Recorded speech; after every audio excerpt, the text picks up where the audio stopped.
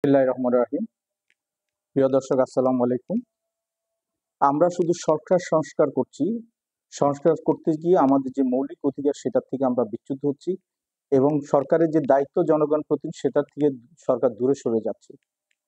আমি মনে করি যে আমাদের খুব জরুরি সরকার হচ্ছে একটা সংস্কার প্রয়োজন, সেটা হচ্ছে আমাদের মুক্ত বাজার অর্থনীতি প্রয়োজন সংস্কার। কারণ আমরা দেখেছি যে মুক্ত নীতি অর্থ বাজারের দোহাই দিয়ে বাজার সিন্ডিকেট করে দ্রব্যমূল্য তাদের ইচ্ছে মতো বাড়িয়ে দেয়। কারণ বিগত সরকারের সময় একবার বঙ্গবন্ধুর জন্মশতবার্ষিকী, একবার 15 রাষ্ট্র শোক দিবস, বিভিন্ন কথা বলে এবং শেখ রেহানার একটা সিন্ডিকেট বাজারকে নিয়ন্ত্রণ করতো এবং তারা বাজার থেকে হাজার হাজার কোটি টাকা তুলে নিয়ে যেত। কিন্তু আমরা আশা করি যে এবং আমরা বিশ্বাস করি যে এখন সেই সিন্ডিকেট নাই। তাহলেও কেন বাজারের দ্রব্যমূল্য আমাদের নাগালের বাহিরে? সাধারণ মানুষ কেন এখন শীতের দিনেও শাকসবজি ঠিকভাবে কিনতে পারছে না এবং প্রতিটা দ্রব্যমূল্য এমন ঊর্ধ্বগতি যে মানুষের নাগালের বাইরে চলে গিয়েছে? তাহলে সরকার কি করছে? আমাদের দাবি, আমি একজন রাজনৈতিক কর্মী হিসেবে জনগণের পক্ষ থেকে দাবি জানাতে চাই, এই সরকারকে অবশ্যই দ্রব্যমূল্য নিয়ন্ত্রণের মধ্যে কনসেন্ট্রেশন দিতে হবে। কারণ প্রয়োজনে যে এই দ্রব্যমূল্যের যে দ্রব্যের যে মুক্ত বাজার অর্থনীতি, এটাকে সংস্কার করতে হবে যেন কোনো সিন্ডিকেট তৈরি হতে না পারে। এবং সরকারের সবকিছু রেখে প্রথম এখন দ্রব্যমূল্য নিয়ন্ত্রণ করা উচিত। 2 নম্বর হচ্ছে আমাদের ভোটাধিকার। কারণ ভোটাধিকার যদি না থাকে তাহলে কোনোভাবেই জনগণের সরকার প্রতিষ্ঠিত হবে না।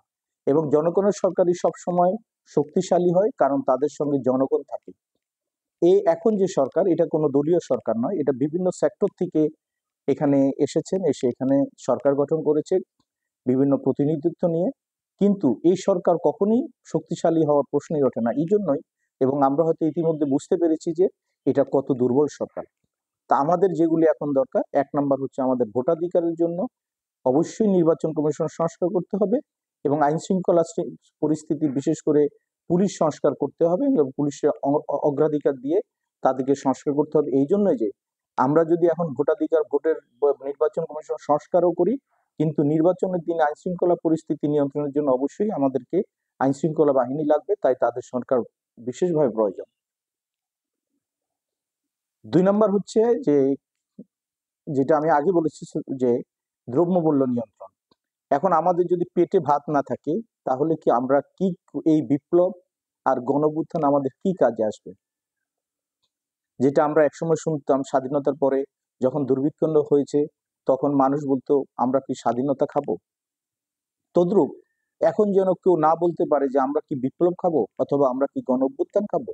তাই সরকারের নিকট আমার আকুল আবেদন, অবশ্যই আপনাদেরকে এখন দ্রব্যমূল্য নিয়ন্ত্রণ এবং জনগণের নাগালের মধ্যে দ্রব্যমূল্য যেন আসতে পারে সেই ব্যবস্থা করতে হবে। বাজার সিন্ডিকেট ভাঙতে হবে এবং প্রয়োজনে আপনার রাজনৈতিক দলের সঙ্গে পরামর্শ করুন, যারা অভিজ্ঞতা সম্পন্ন আছে, যারা এর আগেও দেশ শাসন করেছে, তাদের সঙ্গে আলাপ আলোচনা করুন, করে একটা পলিসি বানান, সেই পলিসি অনুযায়ী দেশটা পরিচালিত করুন। কারণ এই 5 মাস পরেও আমরা এখনো দেখতে পাচ্ছি না যে আমাদের এই অন্তর্বর্তীকালীন সরকার কি করছে জনগণের জন্য। আমরা কোনো ফল পাচ্ছি না এবং দৃশ্যমান কিছু দেখতেও পাচ্ছি না।